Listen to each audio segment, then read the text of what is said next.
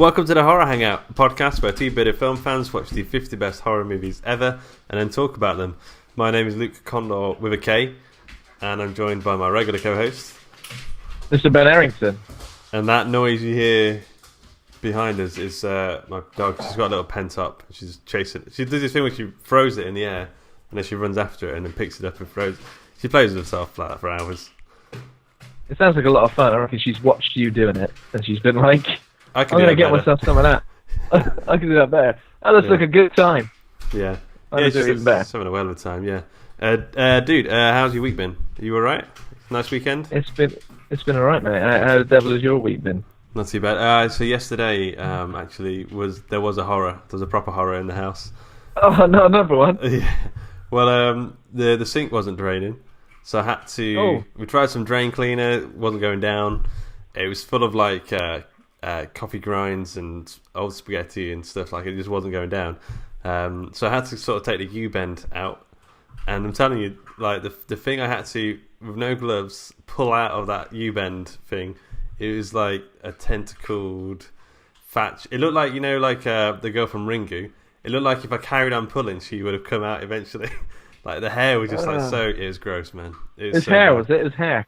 It was hair, spaghetti, rice. It was some Lovecraftian demon thing stuck up everything there. Everything you need for a balanced diet going on there. Exactly, yeah. Yeah, dude, it was gross. That's about as horrible as my week got. Yeah. I pulled a hair. I looked in the plug hole recently in the shower, bathroom. Yeah. In the shower. Saw a little bit of hair. Thought I'll start pulling that out, and I just kept going until the biggest hairball came out. It was terrifying. And my daughter said it looked like a rat. It was. Were you worried that you might start unstitching the house, just in one long? And then just you stood there in the open in an open field like the yarn. Not again. Yeah. Cool, man. Other horror guff. You seen any cool stuff? Done any cool stuff this week? No. Seen any cool stuff? Nil. No, not really. I was on a film set for the weekend. Short film that I've written called The Other, directed by Christopher Bevan, filming in Birmingham and Derby. Sort of like a nice little thriller / noir type thing. Have you? Which is pretty cool. Whereabouts in Derby were you? Oh, sorry, I didn't get to Derby. I went to Birmingham. It was filming in Birmingham as well. Yeah. As Derby. Cool. So that was pretty cool. I guess you could say that's kind of like quite a psychological thing. So I kind of saw some stuff. Can't really say much. Don't want to ruin. Don't want to ruin it. Because everyone's waiting for bated breath. Yeah, I am. I'm quite excited, dude. I think because I've read a script, I'm quite excited to see how it all turns out. Yeah. I'm looking forward to it. Be good. But apart from that horror stuff, not much. I did see The Disaster Artist yesterday. Not horror at all. How was that? Obviously, the true story of the cult film The Room, directed by Tommy Wiseau. So you could say it was a horror because there's a lot of cringeworthy, ridiculous stuff. It was lovely, man. It was really heartwarming, quite sort of inspirational, and like unbelievably ridiculous to the point where you're just like, did this stuff really happen in real life? So I've not read the book, The Disaster Artist. So. Have you? Are you a fan of the film? Franco. Like the Room film? I've seen it. I've seen it in full once, and I've seen it in parts and watched different sort of videos discussing it and stuff. And it is ridiculous. It is utterly ridiculous. It's like you're angry at it initially, but then by the end of it, you are just laughing at it. Oh, and I love it at the same time. That's kind of reminded me of. So I watched. Me and Kat have recently found Mystery Science Theater 3000. Have you ever seen Mystery Science Theater 3000? Do you know what it is? It's been going since the 70s or something, but Netflix have like recently brought it back. And you watch it, and it's kind of like back in the day when you used to be up at like till 4 in the morning. You used to put like Channel 5 on, and it'd be like late night Channel 5 TV or something. And so it's like B movies. It was just porn. Wasn't it? Well, yeah, but it's like it's like B movies. Like there's a film called Reptilicus, which is like a Godzilla ripoff. There's one called Cry Wilderness, which is like the worst film I've ever seen in my life. I think it might be worse than The Room, but I've not seen The Room. Just clips. And but then there's like people like just riffing over the top of them, just chatting over them, and just like coming in with like little zingers and one-liners and stuff. And dude, it's so funny because the films are so ridiculous and so ludicrous it's kind of thing you just put on and you just sort of drift off to sleep to. Yeah. But it's I quite like I quite really bad things, like things that are like obviously unintentionally bad, but I just love trying to get my head around them. Like, what was the process before that choice was made? Yeah. How is this in front of me now? Yeah. Like, how has it gone through so many people who've gone, yeah, that's fine. That's fine. Get that on TV, get that on film, Yeah. get that in the cinema. Well, Reptilicus, I'm always baffled by Reptilicus stuff was like I could kind of see what they were going for, but they just didn't have the budget or the talent or like anything to make it happen. It cuts away and there's like an actual lizard just like walking along, and they go, "Oh my god!" It's not one of those ones. No, it is like a puppet, but it's a really bad. It's like we used to get like the pound bargain bins, and you get like a little dinosaur rubber thing in the bottom. Yeah. It's one of those to just use as a prop for it. But Cry Wilderness is like this Bigfoot one, and I don't even know, I don't really know what happens in it. It's so like, no, I mean, nothing really happens other than there's people laughing and wrestling with like raccoons and stuff, and there's a guy who's like an Indian called Red Hawk who just appears every now and again and gives people like weird advice. Has there ever been a good Bigfoot film now? I mean, Bigfoot and Henderson's. Yeah, that's the only one I can think of. Yeah. But has there ever been a good one? Because I've seen loads of Bigfoot films. Like there's a film called Exists, which was like a sort of found footage Bigfoot horror. Willow Creek as well. I mean, that's Willow Creek as well. Oh, Willow Creek as well. Yeah, of course. Yeah, they're both awful. If I remember right. I've not seen Willow Creek. I'm pretty sure. I've always been quite fascinated with the Bigfoot myth. Ever since I saw, obviously, the famous. Ever since I saw Bigfoot in real life, and I said, "Bigfoot, mate, it's all good. It's well and good. It's all going to be fine." But ever since I've seen that footage of him walking along, it does a little.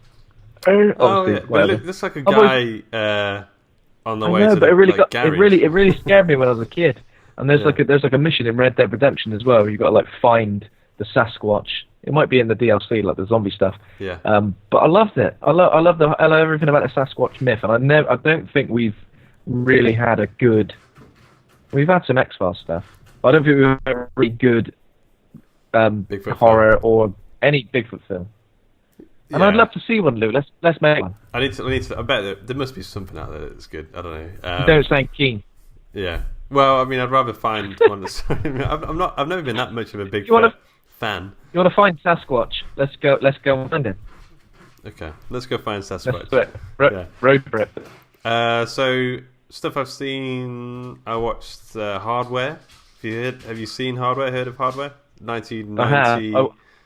Yeah, I watched a retrospective video on it recently, a few months ago. Maybe. Well, I watched a bit of that and was like, I actually just want to watch the film. Yeah. That's what I do like videos like that. You just go, I just really want to watch this film now. Who's in that? Is it? What's his name? The guy from Lemmy's in it. Plays like a taxi driver. Yeah.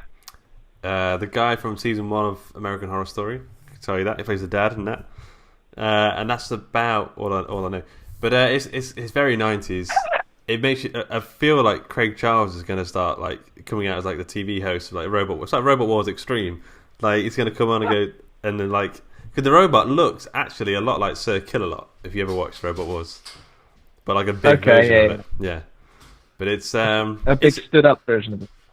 Yeah, it's interesting. I wouldn't say it's a good film. It's just it's interesting. Well, so I watched Creep. Have you ever seen Creep? Not the London Tube Station one. The one with Mark Duplass. Oh, that's what I thought you meant. No, I don't think I've seen that one. Creep with the serial killer one? What? No. Yeah, I mean, I wouldn't want to spoil it, but it's like so Mark Duplass. It's all found footage. A guy who's got a camera and a bit of equipment. He said he's been hired to. He saw an ad in Craigslist. And he's been paid like $1,000 to just film this guy for a day. He just wants him to film it for a day. And it's Mark Duplass, and he says, "I've got cancer, I'm going to die, and I just want you to film me in my life, and we'll talk." And he gets really weird throughout the film, and then turns into like a pretty awesome horror story. Actually, it's good. And the Creep 2 is coming out at the end of this year, so I'd be interested to watch that. Is it called The Creep or just Creep? Just Creep. It's on Netflix. It's on Netflix. Okay, I think I've seen the Tube Station one. Yeah, I've seen the Tube Station one a couple of times, yeah. Tube Station one's like, It's like an 10 years. angry fetus who's come out and grown up Yeah. and starts like attacking people. Yeah. Yeah, angry fetus man. Yeah, because I always like, Okay. when you go in the tube station, there's like there's homeless people sleeping in these weird little caverns and stuff. Okay. And I think Yeah. they don't exist. I'm pretty sure that's not real. But Have you been down there, mate? Have you been down there looking for them? Yeah. Maybe No. you should get down with it. Maybe you should get down with a camera. Yeah. Come back to me once you got the results, Yeah. and we might have a good found footage horror film on our hands. Also watch Free Fire. Just get out. It's not horror, but it's Ben Wheatley, and we talked about Ben Wheatley. Oh before. yeah, I've seen that. What did you think? That's of it? great. I thought it was amazing. Yeah, I was really. The cast. Yeah, this is a proper ensemble. I was kind of surprised at how much I cared because there's so many characters. I was kind of surprised by how much I cared about them dying at the end. Yeah. I was especially because the film doesn't really end in a particularly pleasant way for the guy who I thought was like the main guy, but Yeah. I don't know. Loads of great. Michael Smiley, Brie Larson, Cillian Murphy. Charlotte, what's his name? Charlotte Charlton Copley. Yeah, it was an amazing cast, and it was just like one of those films where I was just like on the edge of my seat pretty much throughout. It was just like one big action scene. Yeah, I think loads of slow dialogue bits in between. The fact that it's like the one scene is the best thing about it, and also the worst thing about it. Because like this is amazing, because it's all in one environment, but at the same time, it's like, I kind of would like to see them outside that environment a bit. But it's it's really good. I definitely recommend it. Yeah, it's great. Cute. Doesn't necessarily feel like a Ben Wheatley film though. I felt. Well, okay. So what we got? Sightseers, Field in England. Sightseers, A Field in England, Kill List. Down Terrace. Down Terrace, Sightseers, Kill List kind of feel very similar to me in some ways. That's true. High Rise I've not seen. Oh yeah, High Rise. Yeah, I didn't really like High Rise. I thought it was a bit. Yeah, I didn't really like it. I'm trying to think of a word. To describe it. It's just a bit meh. Yeah. Just find it a bit meh. You know what I mean? Yeah. Yeah. I was thinking about The Others, the film that we did earlier on the show, and I was like trying to think that was a good film, but it was just kind of meh. I just kind of when I think about it back to it, it's just kind of a meh film. It's just bland. It's like having a lovely bowl of gruel in the morning. You know, I mean, you get Salted gruel nutrition from it, but it's not enjoyable. Just shovel it in. No, exactly. And be quiet. Shut it. Should we get into the film then? Yes. What film is it this week? We're doing Luke number Condor. 19 on the list. We're doing An American Werewolf in London. I forgot to watch it. I'm only joking. I didn't. I watched. I definitely. You should have kept that going for a while. Oh, no. All the way to the end. I would have liked just this made it one as up, well. and you went. I love the bit with the dinosaurs. That bit was great. Oh yeah, it was great, wasn't it? Yeah. That's Night at the Museum too. No, easily confused. Yeah. Sorry. Do you want to tell us a bit about it? Sure. Okay. An American Werewolf in London is a 1981 horror comedy film written and directed by John Landis, starring David Naughton, Jenny Agutter, and Griffin Dunne. Two young American college students, David Kessler and Jack Goodman, are attacked by a werewolf on a backpacking holiday in England. When Jack is killed, David is taken to a hospital. This isn't actually a synopsis. This is pretty much just like telling you the story. Okay. So that's all you need to know. Okay. They're attacked by a werewolf while backpacking on holiday in England. Yeah. Okay. So this is what Empire had to say about it. A comedy horror that skimps on neither. American Werewolf manages to be properly scary, blackly funny, and in the relationship between lycanthrope Norton and nurse Agutter, genuinely moving. It's a death-juggling act confidently performed by director Landis, who, while he remains immensely likeable, was arguably never this good again. Poor Landis. An American director in England, his sense of the country never descends into twee American England cliches, and even the stock lines and characters stay off the moors. That's enough. Are performed in such a way that they're never great. It's a loving homage to bygone scares that nevertheless feels entirely modern, even 35 years later. It's got a 90% score on Rotten Tomatoes, 7.6 out of 10 on IMDb. It's right on the standard IMDb. Yeah. We're on the cusp. Yeah. So we asked the Facebook group, and quite a lot of people had a few bits and pieces to say, bits and bats to add. So Matthew Stott says, I don't think I've ever seen that all the way through. I'd definitely recommend it, Matt. Andy CT says, I'm actually more familiar with, by all the accounts, less good sequel, which I think I saw at the cinema. I know the original has a stronger horror vibe, but having only semi-watched it many years ago, I can't remember any of the story beats. I'm assuming there are werewolves, at least one of which is American, and a trip to London. Go on. I didn't even connect those two films. Even if I'd seen both, I thought it was just like, kind of a bit of a spin on the name, because I think it was... But then it is linked because it's supposed to be their son, isn't it? Daughter, sorry. I don't know that. So when I was a kid, we had American Werewolf in Paris as a VHS. I think we borrowed it from Impact VHS rental in Mansfield. And when you're kidding, you sort of tape the tape, if that makes sense. So you just got to, it's illegal, but you do it, and you just watch everything over again. Is it legal? So I think I used to watch that over and over again because it wasn't a scary film. I don't think it was just. No, I don't think it was that scary. I've definitely seen it there. So John Connolly says the first horror movie he ever saw as a kid, still love it today, a classic. Dan Butcher saying the film that scared the shit out of me as a kid, especially the sequence on the underground. Yes, indeed. There was a chunk cut out where the wolf tears apart some homeless dudes gathered around a bin fire. Oh, interesting. And apparently, one of the guys who is killed by the werewolf in this film also played Biba Fortuna in Return of the Jedi. And I've looked at a photo, and yes, confirmed. It's definitely that guy. Johnny Spinner says, I refer to the transformation scene in this when arguing my case that practical special effects far outdo CGI. Just an example of that. Like if you look at the effects in American Werewolf in Paris now, like they don't hold up like at all. Like it looks like like the same kind of graphics qualities when you play Tony Hawk's Pro Skater 2 and the Activision logo pops up. It's like that kind of quality. The PS1 quality. It's PS1 / sometimes PS2 graphics all over it. Yeah. If I remember correctly. Yeah. But the effects in this hold up massively. And again, this is a perfect example of it doesn't show you too much. You never see everything in all its glory.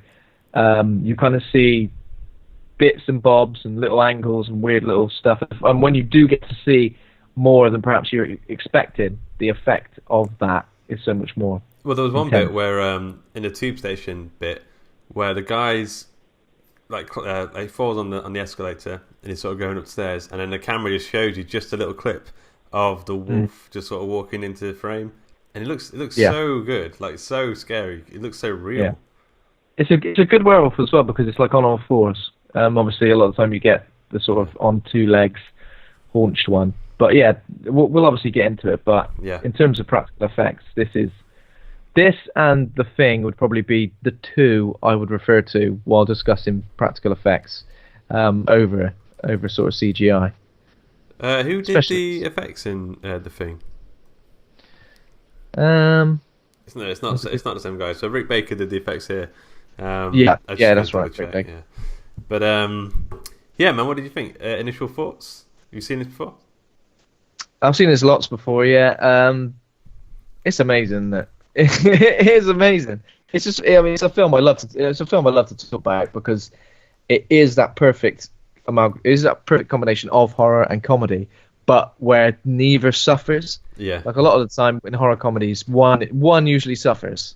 Yeah. And nothing seems to suffer. I mean, it's not like an out and out laugh fest. It's not as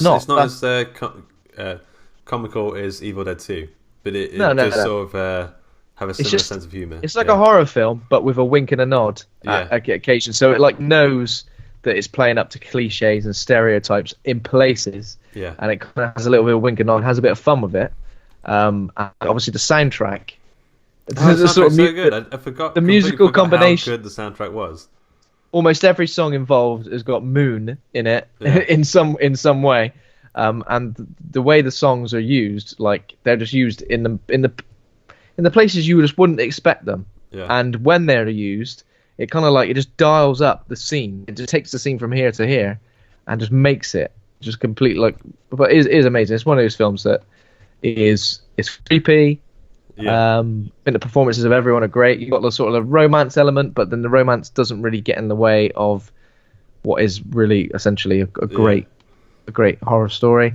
And I love it because it's UK set as well. I mean, I love UK set horrors because again, Yeah. you kind of understand the vibe a lot more. You understand that when they're in this like small like village and they're rambling on the moors, you understand. You can kind of feel like how cold they are when they're there because you're like you know exactly what that feels like. And when they're wandering around London as well. What is this? What year is this? 82. It's weird, isn't it? Especially the tube 81. station. Like the tube station looks exactly the same. Exactly the same. It's yeah. weird. Like the escalators. When they go up, you've got like the posters. You have like for the West End, the theatre posters on the side. It's exactly the same, apart from the adverts have changed. Yeah. It's so weird. Like I almost feel like why have the tube stations not been updated in 30 years? Yeah. Like what? But it's almost like if you were a time traveler and you got on the tube and that was your method of transportation, you came out. You'd be like, well, essentially, it's 40 years later. 40 years later, you go. It didn't work. Get back on. Get back on. Insane. That was like the Tottenham station bit when they're stuck on the underground. I was like, I don't understand how it looks so similar. Like it's almost unbelievable. Like the cars and the fashion has changed, but I don't know because you see hipsters walking around in the same sort of. I suppose you're right. Yeah. I suppose you're right. Yeah. It's weird. But yeah, it's almost like it's a bit like a pocket of time, but it doesn't feel like it is one of those films that hasn't really aged. Like there are only a few. I mean, there's probably loads, but you know what I mean. Just to mention one, for example, like Jurassic Park. When you watch that film, it doesn't feel like it's nearly 30 years old. No, 25, 30 years old. Wow. And this feels the same. 40 years old, you don't once think, "Oh, I'm watching a bloody old film here." You just it just translates so well. Yeah, like even like the Nazi werewolves like jokes, you know, those sort of moments. I feel like those play just as well now as they probably did back then. Like it's so exactly because it's like the B movie pulp type thing that kind of it's come. I mean, I'm sure there was a time where perhaps this did feel dated, but now it's come back around nicely. I also feel like the way England is portrayed in this, just stand up for a sec, is really quite genuine and authentic compared to the way London and England is portrayed in like every other sort of American film. Considering it's an American director, it does feel kind of like, oh right, okay, so it's not all about this and that. It is quite real because it shows not just one type of regional accent as well. Yeah. We get a couple of regional accents, and you kind of get an understanding of sort of people from a lot of walks of life. You know what I mean? You get like the sort of little village, country type people. You get the lovely posh, well-to-do people who are obviously got quite a nice job, and then like police and. It's cool. Like it never feels like I never feel like I'm just about to hear the national anthem or something like something like overly sort of London, like too many red buses going by or something. It just feels like you're in like it's a good film set in London. It feels like a really good fleshed out world that does feel real. And again, when you have things like that, when the world building is so good, then everything on screen just kind of works, doesn't it? I mean, there are plenty of things that you'd see in a different film, in this film, for example, that perhaps you'd think, oh, slightly ridiculous. You know what I mean? Some of the shots of the werewolf, for example, some of the scenarios, some of the visions and the talking to the dead people. Yeah. But in this film, it just really does sort of hit home, doesn't it? Well, I mean, just to stick on the werewolves as well, like. So I like werewolf films, but I'm always let down by the look of the wolves. When you finally see them, I always think that looks fucking shit. Yeah. Like I can give it as much, a bit of goodwill as I can, but some part of me inside is like, this is not that great. Like the Ginger Snaps, like it's watched that fairly recently. That was filmed late 90s, and the werewolf in that looks fucking turd compared to the wolf in this. This one just looks so good. I don't know what it is about it. The dog soldiers werewolves look pretty good. I haven't seen that in a long time, so I can't really remember. But I mean, they're just men in like upper body suits, I think. And but they look good. They look genuinely quite terrifying. Like they could. Yeah. I mean, again, all practical effects with the werewolves. There might be some CGI, but it's probably minimal. But yeah, this again, you don't see. If you saw this werewolf, perhaps. Just in the cold light of day, running down the street, because you see it running around, but like it's shot in such a way where you just you kind of like you're taking on the journey with it.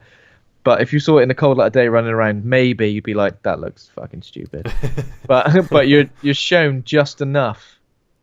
Like, you can tell it's like a sort of animatronic type puppeteered thing. You can tell that, but from what you get to see, it does feel real. Yeah. Cool. Okay, so let's talk a little bit more about the story then. One second. So the key players, we've got David Naughton, very Naughton boy. He plays David Kessler, and his friend Griffin Dunne, who plays Jack Goodman. They're like these American backpackers. I don't really know why they're maybe taking a gap year or something, just traveling around England. I think David's dragged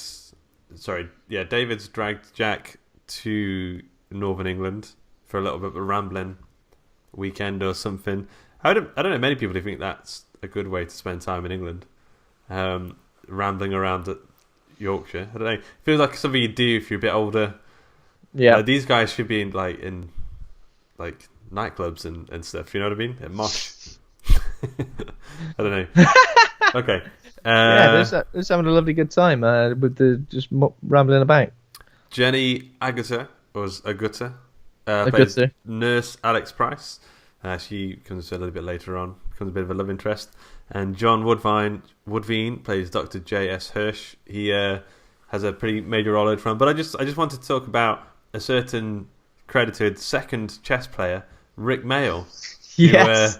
This must be like one of his first films or like whatever he's been in. Because I mean, the American listeners listed it might not realise, but Rick Mayall is like TV royalty in England. Like he's like one of the funniest people. He was in Bottom, which is we used to, and The Young Ones. What else has he been in? Drop Dead Fred.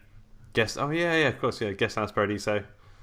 Yeah, rest in peace, Rick Mayall. But when I saw, I did remember him being in this film.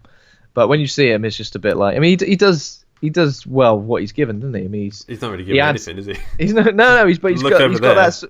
But he's got that sort of like little bit suspicious. He could probably fly off the handle at any point, but he's not gonna. He's just gonna chill out and play chess, and he has a little laugh as well and spits his drink at one point. Yeah. Have you ever done that? Have you ever laughed at something so hard you spat? Not as extremely as that. I've definitely to the point where it's like it looked like I was pretending I was in like an American sitcom. Like Triple H. I've actually spat on my screen. Exactly. Yeah, of course, Triple H coming onto the ring. But, coming onto the ring. Steady on, Triple H. I know you're excited and everything, but give it a rest. Okay, are you about to do it now? You're just taking a big cup. I was thinking about it. Yeah, you made me think about. You made me thirsty. Okay. Okay, so the story, we start off with our two American backpackers, David and Jack, wandering around Yorkshire. It's coming on to evening, it looks very cold. They're talking about they get dropped off by like a farmer with like loads of sheep. Yeah. It's a bit unusual. They're just joking around, talking about like life back in America. I think Jack's talking about some girl that he wants to bang. Although he wants to meet her in Rome. So we understand that even though they've come to England, they're obviously doing some sort of like they're traveling, so they're traveling around Europe. And he wants to bang her for some reason. And we get the idea that David is a little bit less of a wham bam thank you mum, and more of a like he wants like a relationship. Did he say he's got someone in mind or something, or did he just sort of say he'd rather have a? I can't remember. Yeah, but we get the idea. Sorry, so unhelpful. We get the idea a bit more like a caring sort of dude. Darkness starts to fall, and then they find it's getting really cold. They find like a little town. I think it's called Crickington. And there's a little pub called the Slaughtered Lamb, which has like a wolf's head on the artwork. There's a lot of pubs like that. I mean, I don't think they've been quite as brutal as that, but it's like the goose's head, and we've got like goose heads on the artwork and stuff. I like it. It felt like a proper pub. You ever been to a pub like this where you walk in? Everyone looks at you. Yeah, it's weird. Like it is weird. What is that about? Yeah. Like it's just you think there must be in pubs like that. People, just like strangers, must come in a lot, or maybe they don't. Do you know what I mean? Because I hate it when it happens. All right, it's like, well, what are you doing here, bloody hell, city folk? Yeah, and then you ask for a Foster's or like a lager, and they look at you like you just pissed on the. We've only got mead here. Yeah. Like, we only do ale. It's like a proper ale bar. But Yeah. But then, like, you know, those kind of places, like, you sit down, you have a drink, and then someone else walks in, and then you look at them like, who the fuck is that? you immediately join forces with everyone. You immediately become part of the family. Yeah. Someone else walks in, you go, who the fuck are you? Hey. Get out. Yeah. But yeah, so obviously all the locals are sort of looking at these boys strangely, and they ask for like coffee first. I ain't got any of that. Ask for hot chocolate. Tea. Did he ask for tea? And he said no. That felt a bit weird in Yorkshire. No, she goes, have you got any tea? And she goes, yes. No, she goes, no, but I can make you some. Okay. So you have got some then. Yeah. What a weird thing to say. Yeah. So they can't get any food or anything, and then everyone's quite like, no one's interested in them, and they're trying to sort of make conversation a few times as well. There's like a 5-pointed star on the wall with some like candles around it. Like a pentagram or something. Pentagram thing. I was thinking, is this taking the legend of Black Shuck, this werewolf in the moor? Okay. I mean, I don't really know too much about Black Shuck, but I just know it's like a sort of like ghostly wolf dog thing, isn't it? On the I'd have to look more into the legend, but it sounds like a little bit like it could be. Yeah. Yeah.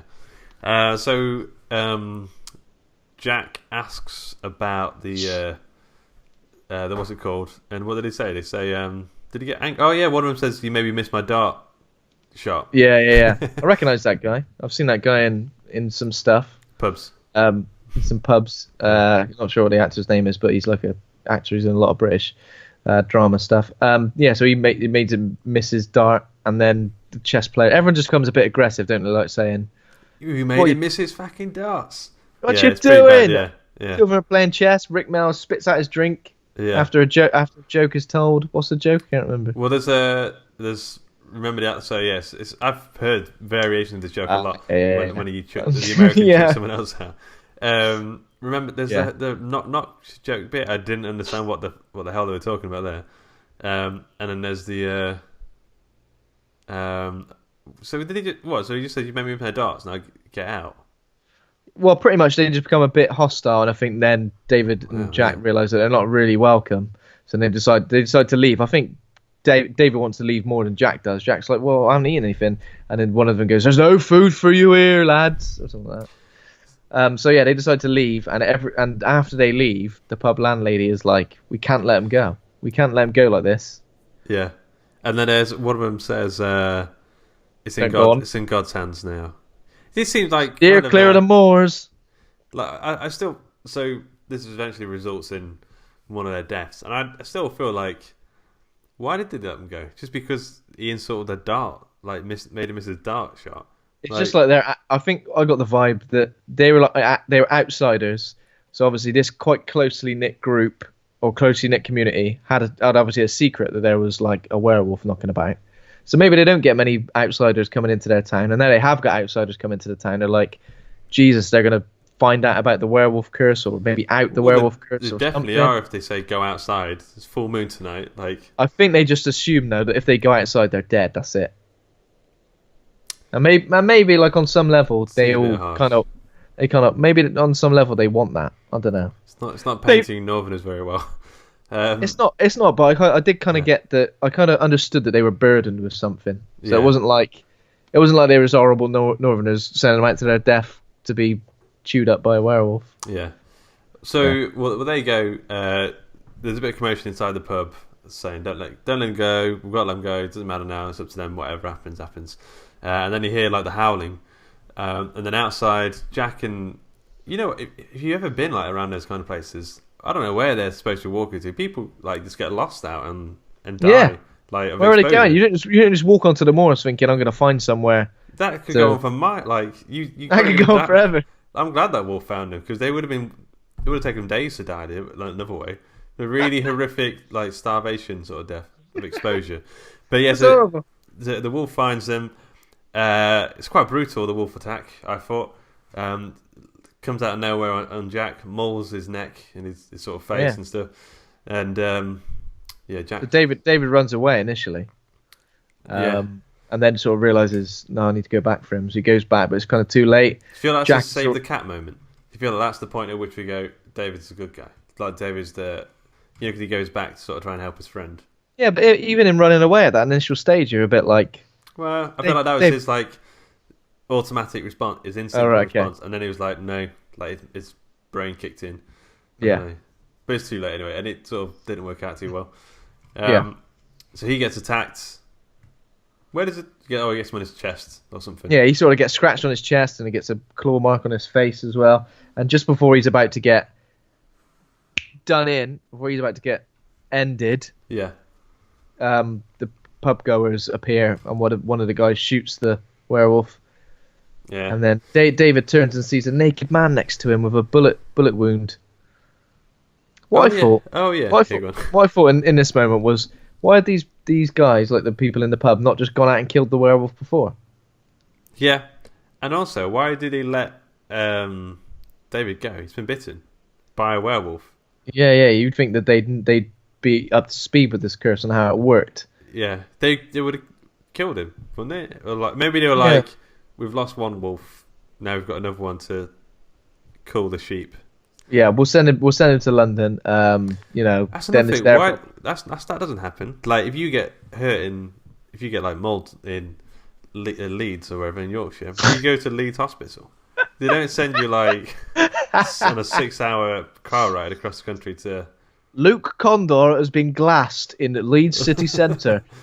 Luke, are you all right? No, I'm bleeding out here. Right, we're just going to take you down to Cornwall. That's why it's like a thing on NHS, isn't it? Bit of a right wing, a bit of a propaganda. There's too full. There's too many in the Leeds hospital, so we're gonna have to take David to London. All the beds taken. I can see some empty rooms in there. Nah, reserved. Get out of it. Hey, you know what? This is the only thing that I didn't feel was very true in my experience was the hospital. That's not what an NHS hospital looks like. No, that's like a hospital from like Mary Poppins or something. Yeah. Maybe it's like I don't know. Maybe it's like a middle class sort of hospital. But then why is David? It's weird. It looked like a possible private hospital. I think it was. It's also got kids in it. Yeah, it was Bupa. It was Boo Pediatrics. Boo PD. Okay. So David wakes up. He wakes up 3 weeks later. Yeah, and from a scratch. Oh, 3 weeks down now. There's a police chief who wants to interview him when he wakes up, and I was like, "Is that Tobias Funke from Arrested Development?" Have you ever watched Arrested Development? No. I mean, I know so many actors who are in it, but I've not seen it. You look like David Cross if you. Okay. Oh wait, bald guy. Yeah, with glasses. Yeah, that's the one. Yeah, I know him. Yeah. So I see what you mean. Oh yes, so what happened? So David wakes up. Before he wakes up though, there's two nurses, and they're like, "Is he Jewish?" And the one's like, "I know, I've had a look." Like she's had a look at his todger. That's not allowed. It's not allowed, especially in private practice in Bupa. No, if you're gonna have a look, then you got no. Yeah. I think at this point he's already having like the visions of like it's like the Evil Dead moving camera from the vision like through the woods, if you know what I mean. Yeah, so he's having some dodgy dreams we've seen. Yeah. So obviously tells him that they were attacked by an escaped lunatic.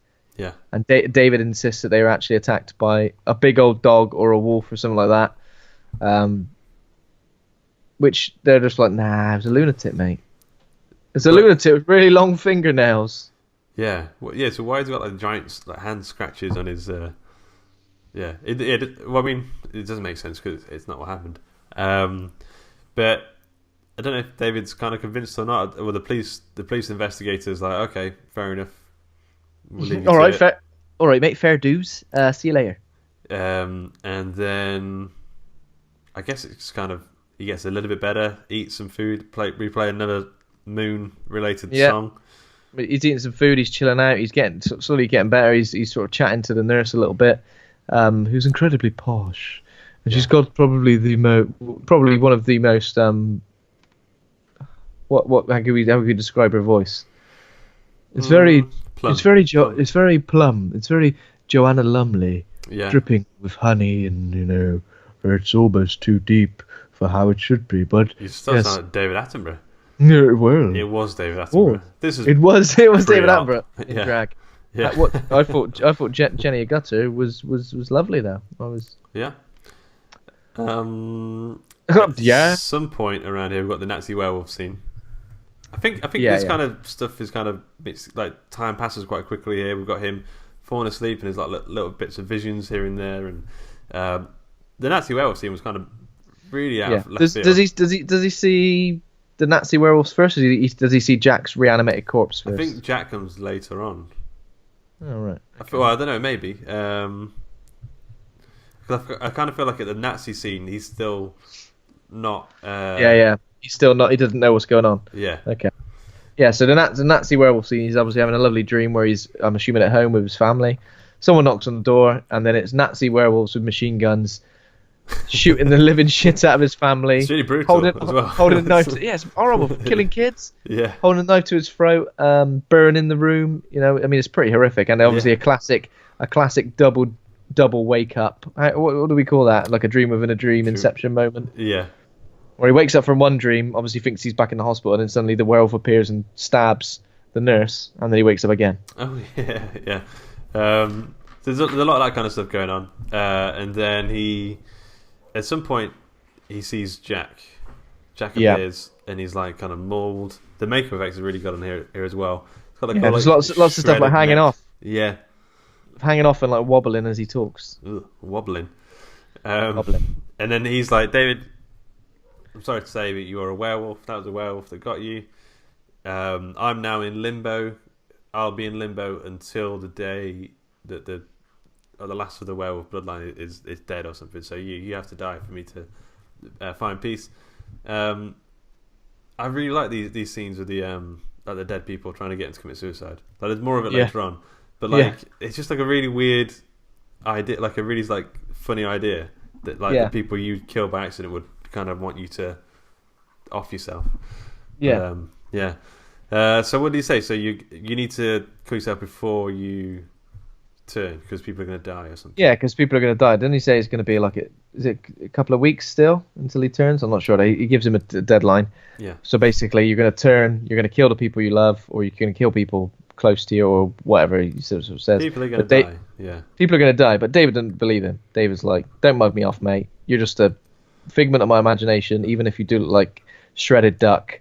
Well, he starts crying, and then Nurse Agutter comes in, and she goes, "Are you all right? Do you want to live with me?" As simple as that. Well, are you all right? He's like crying, and he goes, "You got to do the voice, Luke. Otherwise, I don't quite understand what you're saying." Which voice? Would you like to come live with me? Oh, Jesus. No. Did you like it? Did you like it or did you not like it? It was a little bit creepy. Well, I think she kind of said, like, at this point, we've got the impression that they're building a nice little relationship.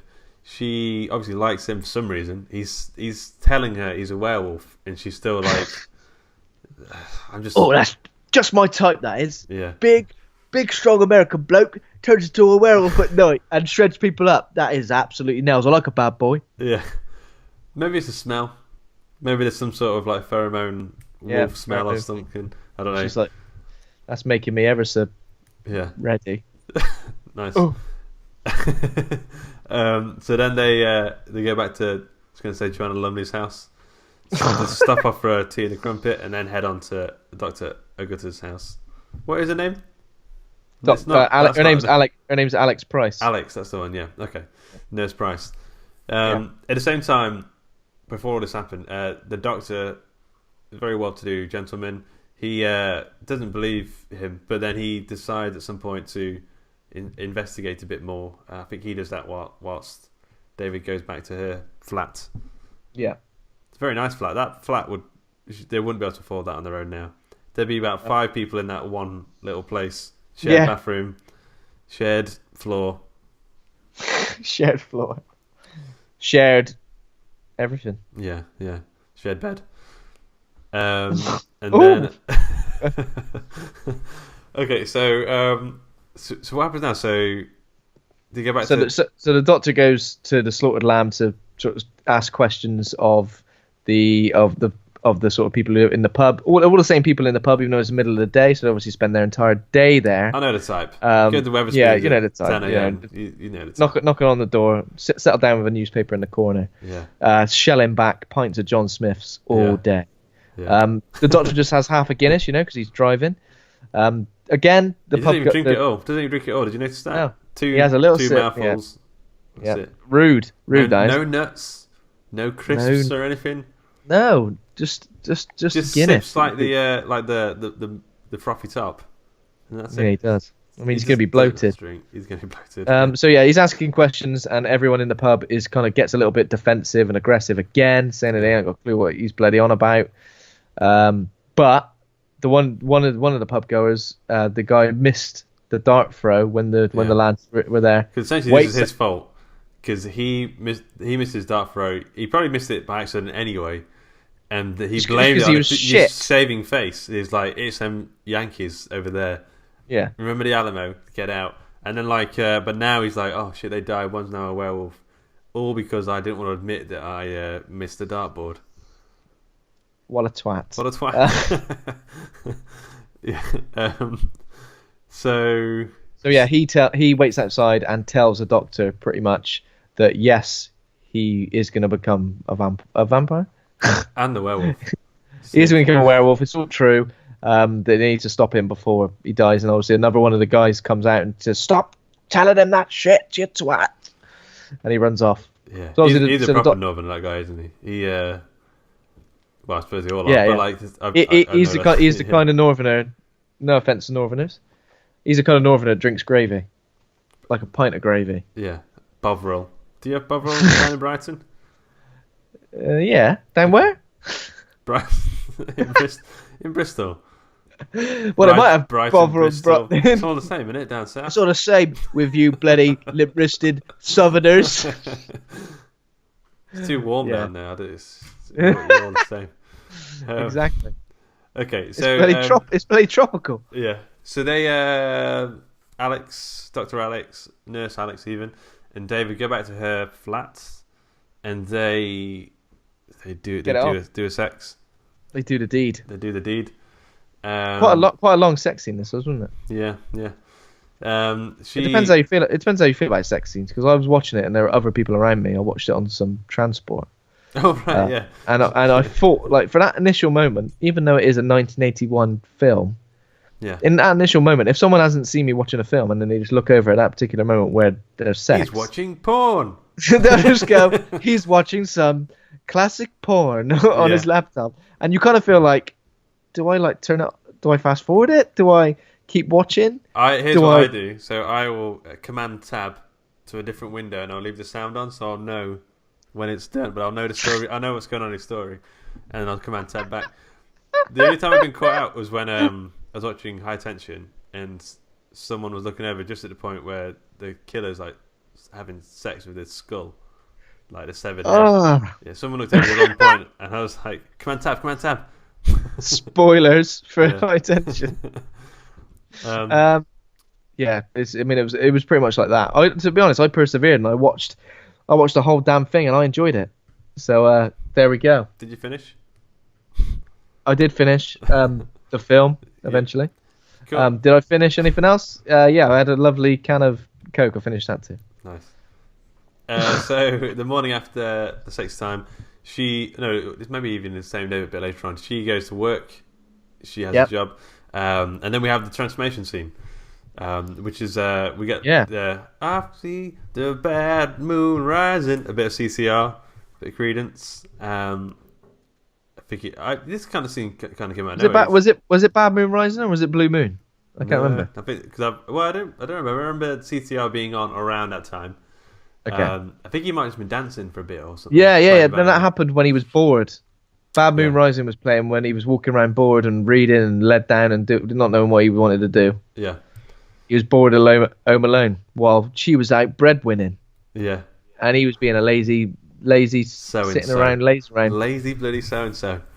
Yeah. And then he went and turned into a wolf, didn't he? Yeah. And I love the start of this scene because we get a scene before where Alex is like putting a kid to bed, little kid called Benjamin who keeps saying no to everything, And she like threatens him with violence at some point. She's like, have you ever had your head kicked to shit? And he goes, no!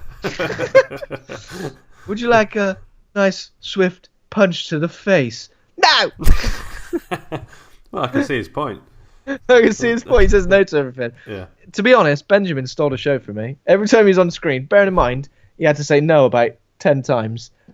Every time he said no, I laughed. I do wonder if like he did actually have lines, and the actor was being like a little shit, and he just had to kind of. He was a kid who he was a kid who knew he was in the film though, because look, he was doing something at one point, drinking water. And he was like laughing. I'm in a film. No. So, but yeah, then it cuts, and you get like what, a split second of David reading a book, and then he just goes, Jesus, and like holds his head. Yeah. Like that was like, I went back to that bit like 3 times thinking, did that really just happen? It seems so out of nowhere. There's like weird, isn't it? Yeah. There's absolutely no build to it. There's no like. There's no like the moon like coming out of the clouds, and he's like. I think you see the moon for sweating. like a second. Yeah, it's weird. Yeah. You see the moon for a second to show that there's a full moon, and then he immediately starts transforming. And it was like, I don't know. It was because it was so. Yeah. Because it was so sudden. Yeah. It made me think, what the fuck's happening? Do you know what I mean? And then the transformation scene, which is. Well, there's one bit of the transformation scene where he goes, my skin, and then he rips off his clothes, and then he's got like suddenly got a really hairy back, and I was like, I know the feeling, dude. Comes out of nowhere though, that stuff. Like, yeah, so you see like a hand growing, fingernails growing. The hand. Everything's sort of obviously fantastic. Practical effects. The bit that got me was when like he's like on his back and his body's like stretching. Like, I mean that really looks horrible. Like, what's good is it focuses on like each body part as it's growing, but then every time it cuts back, something else has changed. So like his face, it looks slightly different. And it's sort of when his spine was sort of going as well, and his body was sort of going out into all fours. I mean, it is fantastic. One thing that it does look is really painful. Yeah, because you hear like the cracking, the crumpling, like bones underneath, like Rice Krispies, and his face like emerges out of his face. It's really weird. It is weird, but it's a good transformation. In my head, this is how a werewolf transformation should be. I mean, some bad werewolf transformations, for example, Van Helsing, the film with... I can't remember it. Hugh Jackman. In the early 2000s. When he turns into a werewolf, there's another werewolf, but I think Hugh Jackman becomes one as well. He kind of like... The wolf kind of like emerges out of the human skin, and the human skin like falls away. I've seen that kind of thing. There's one called Hemlock Grove. Did you ever watch that? It was that's a TV show, isn't it? Yeah. It wasn't. I mean... The TV show wasn't great. I didn't really enjoy it. But I do remember the werewolf scene where he sort of comes out of his skin and then he eats the skin. It's the same way like dogs will eat their own shit sometimes. Well, yeah, a lot of sort of lap it up and then gobbles it down. So yeah, he becomes the vampire werewolf. That's twice now. What's wrong with me? Yeah. So he becomes the werewolf and. It goes on a rampage. So who's the first one to get... there's the people going to the party, the house party. Yeah. They get moided. The flirty couple get moided by the werewolf guy. And then, and then we get the homeless people. So this... because you can see Tower Bridge here. That place where they're like scrapyard isn't there anymore. I'm pretty sure that's like a trendy flat or something now. But it's still called Scrapyard. Yeah. Or something like that. These 3 people get mauled. Apparently, as Dan Butcher was saying, that was a really brutal scene, like one of the most brutal scenes ever filmed or something. But they couldn't film it, they couldn't show it, so it's been cut and no one's ever actually seen it. And then there's the stalking through. Dude, I will say one thing. Like he is jumping around London. Like he goes from like Tottenham Court Road Station to up to Tower Bridge. He gets around like crazy. But maybe you could like as a former resident of London, maybe you could make some sort of map system and try and work out how fast he is. Yeah, trying to work out how fast he is, how long it took, how long his rampage. Also, I thought he only killed 6 people. That's not many when you think about it. Considering how much bloodlust he seemed to have, he's just attacking people willy nilly. Exactly. Yeah, like he must have. because of the distance between these places, he must have passed a shit Yeah. ton of tourists. Shit ton of- yeah. Do you reckon he commuted? He must have got on a tube at one point. Like he must have like accidentally swallowed an Oyster card, and he just sort of scanned himself through as he went through the turncoats. But so the stalking scene in Tottenham Court Road Station was maybe one of my favourite scenes. Like just because I knew that, because we were saying earlier how it looks exactly the same. Because I've been through that sort of place so many times, I was like, oh my god, like this. I understand. Like it was kind of weird. It's really uncanny. And then the guy who played Bib Fortuna gets mauled, and I think he's the last one. Yeah. So there's a great scene, obviously, when he's sort of going up. He's fallen over, blooded nose. He's going up the escalator on his back, and then you see sort of like the wolf just slowly crawl into frame, which was creepy. That was creepy. It just looked. Obviously, it looked a little bit. I think that was my favourite shot. Actually, there's something about it that I just found really. Yeah. So he wakes up in the London Zoo with the wolves. Apparently filmed. They were real wolves. They were well fed and stuff, but they just sort of had him naked in there. He wakes up there. He's feeling good for some reason. He doesn't know why. He can't remember anything. He switches pretty extremely, doesn't he? Like he's feeling good. He's feeling on top of the world. He's almost like a bit of a sex pest at this point. He's like he's giving Alex Price just like he's all over her. Oh, he's like, bloody hell, you wait. I'm gonna have you later tonight. I'm gonna be all around the bedroom. Yeah. And then as soon as like a taxi driver says, there'd been 6 moiders. Yeah. There'd been 6 moiders. He goes, ah! And just opens the taxi door and runs out, trying to get arrested. So, it's like so the morning after, Alex said, "I'm going to take you to the hospital." He finds out about the murders and he realizes that's it. I'm definitely the werewolf. I mean, waking up in the wolf cage, that would have triggered some lights. But it was finding out about the murders that sort of made him realize. Waking up in the wolf cage, he was like, "Well, that's weird, but get on with my day." It's happened before. It will happen again. And so he decides he's going to try and kill himself. I think so he goes to Piccadilly Circus, finds the phone box and calls his parents. They're not in, but I think his little sister or little brother's there or something. It's quite a sweet little scene of him saying goodbye. And, he puts the phone down, gets a razor blade out, and he's about to cut his wrists, but he can't do it. He's not brave enough, or I don't know. But and then he goes to. He sees Jack across the road, his corpse, waving him in. So this place that he goes to, this little porn theatre thing, is just around the corner from where we first met in person. Like literally just the same street, just around the corner. Yeah. Well. Who would have thought it? Who would have thunk it? In Soho. It's a place called Duke of Argyll. It wasn't a porn theatre. I don't think there is. I'm sure they exist privately around Soho. Soho has some dodgy spots. But it's... not quite as that kind of place they're going to. I don't think that exists anymore. No, unfortunately, that's a shame because I'd already planned to make a trip to London and visit this place. But if it doesn't exist, I'll take your word for it. I mean, I know you'd know. I would, yeah. And they go. So he goes into the porn theatre. There's literally a porno playing on the screen. A really weird porno as well, where like a man walks in and goes, "What are you doing with my wife?" And she's like, "I've never seen you before in my life." And he goes, "All right," and walks out. I was laughing my head off at those bits. He gets a phone call as well or something, and someone asks something, and he says, "No, it's the wrong number," and then puts the phone. It's like weird things that don't really go anywhere. It's really funny. Yeah. And in the theatre, all the people he killed that night before, Jack's face at this point is just gone. It's just like a skeleton. He looks. It's crumbling to pieces, and he's like, "This is the guy you killed here. This is Bib Fortuna. These guys only wanted an orange juice and a packet of crisps because they were hungry bums, and now they're all dead." And then they start brainstorming how he could off himself, and it's kind of a weird, sublime, fun Sleeping little scene. pills, gun, hang yourself, all that stuff. Yeah, it's really good. But. Wait, so and he turns into a wolf inside there? So we don't get any time at all to do it. No, it's already nighttime. Yeah. I I don't understand. But yeah, regardless, he turns to a werewolf again. And then sort of obviously people are panicking and screaming in there, and the police arrive and pull down a shutter while he's sort of trying to get his way out. Yeah. This is the shit hit the bed moment. Like, yeah. This was mad. Yeah.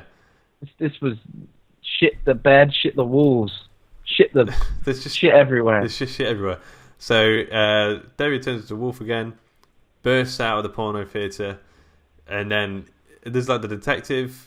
He pops his head off like a so he like bites his head. The werewolf comes out and bites his head off. Yeah, and then like a car crash ensues, like a pile up, where people are getting flattened, people are flying out of windscreens. It's like John Landis had like a budget for how much blood and death he could have put on the screen, and it got to the end of the film. He's like, I've only used 20% of the blood and gut. Yeah. I've got shitloads left to fit in. A pile up. Yeah. 20 cars smashing into each other, people flat and dead. Body. Yeah. Loads of dead bodies. It was insane. It was a holy shit, what the fuck moment. Yeah. So then David runs away, and then they all sort of chase him towards so I felt like the ending was a little bit abrupt.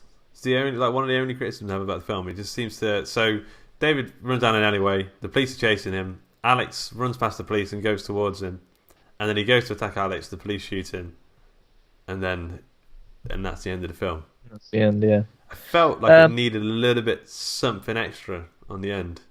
Yeah, I know what you mean. Also, like the alleyway was really long, and Alex was she was right in front of the werewolf, and it managed to still get shot by the police from right at the other end while she was stood there as well. Do you know what I mean? It just felt a bit.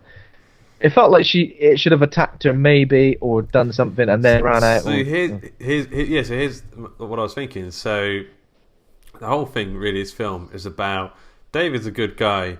If he doesn't do the right thing, which is kill himself, he's gonna hurt more people, but he decides not to kill himself.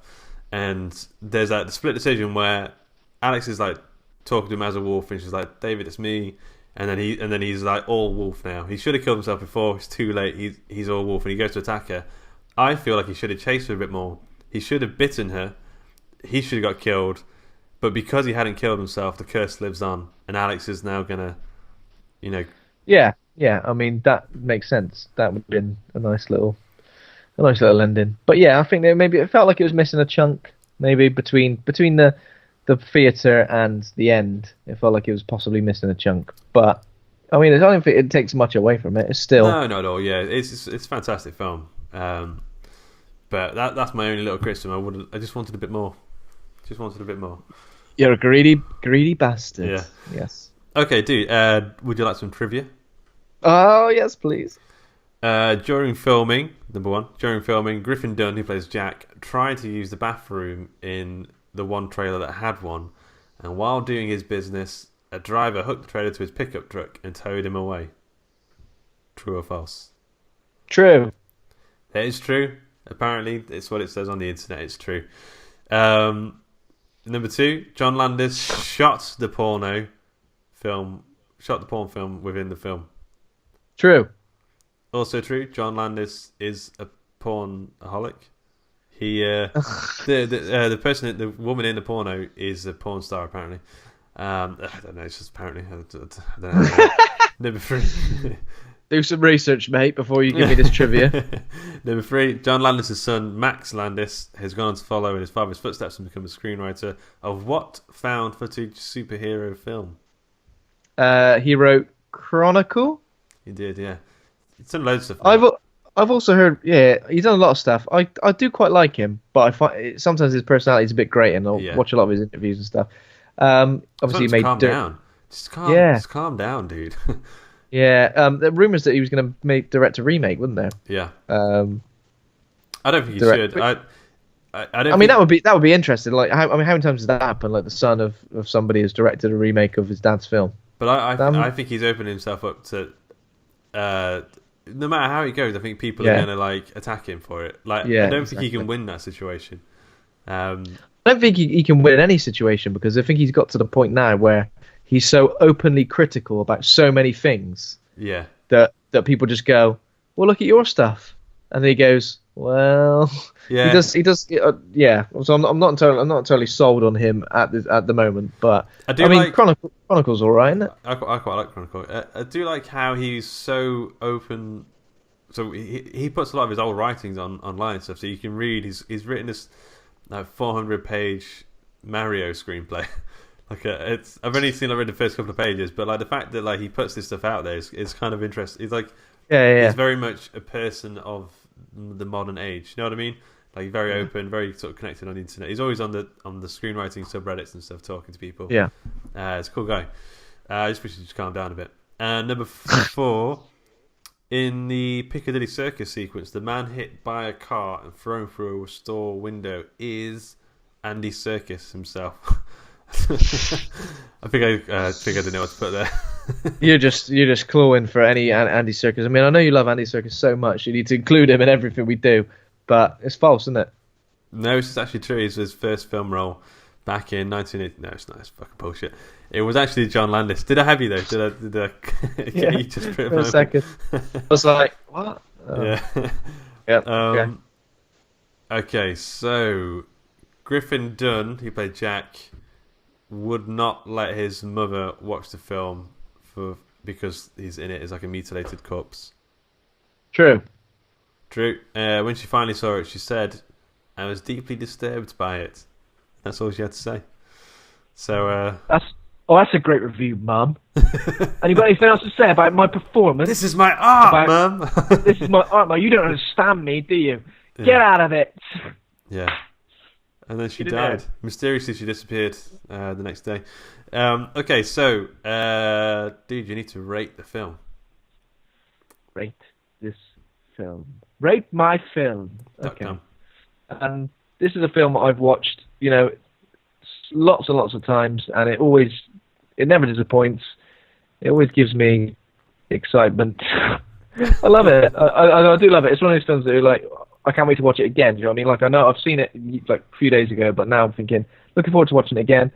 I don't think it's perfect. Obviously, we discussed the things we don't necessarily like about it, but it is a film that I think is transcend. Like, it hasn't really aged, and I don't think it will, like, for a while.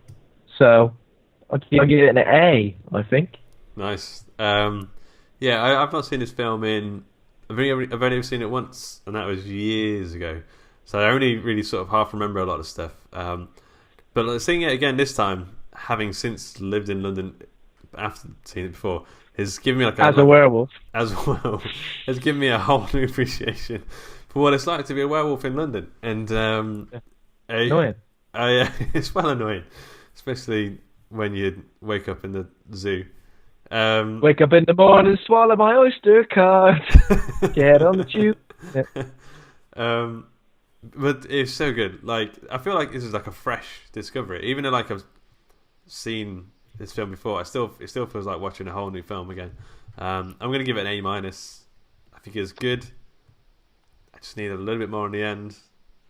No, that's about it. That's all right, mate. I'm happy with you. I'm happy with you before you. Well done. Thank you. So we are coming up to the end of the year. Christmas is coming up. I think we're on about doing some Christmas films potentially. Get a couple of guests on, mayhap. But next week, I mean, we've talked about being off the cliff before, but this is moonsaulting off the edge,